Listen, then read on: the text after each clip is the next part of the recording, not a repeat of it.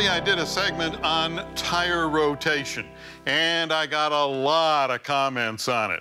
We were dealing with conventional tires, and a lot of you said that my method of rotating the tires that go onto the drive wheels from one side of the car to the other, that was completely wrong. Well, I stand by that because it's not my idea. That comes from information supplied by various tire manufacturers. Here's the diagram in this book from Firestone. So that's the way it works.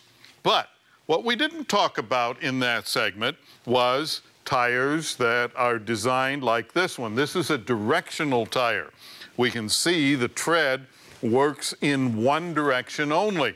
It actually has an arrow on the sidewall that tells you the direction that tire has to turn in. Well, that means that if we mount this tire so that it goes on the right side of the car, it must always stay on the right side of the car.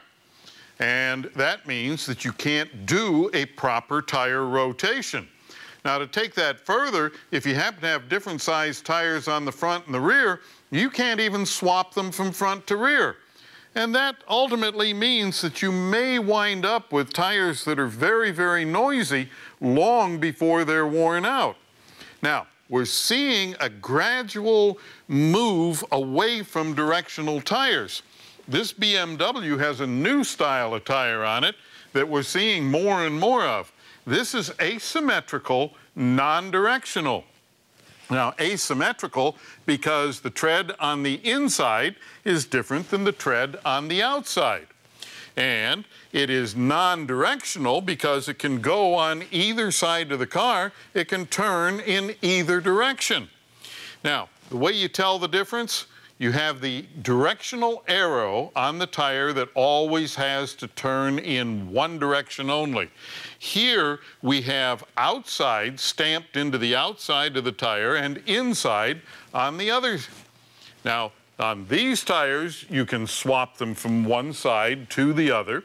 If all four tires are the same, you can do the modified X, where you cross the two tires that go onto the drive wheels. But if they're different size front to rear, you simply go right to left, left to right on the front and then on the rear. Means that these tires can get a lot more miles out of them and they can stay quiet for a very long time. If you have a question or a comment, drop me a line right here at MotorWeek.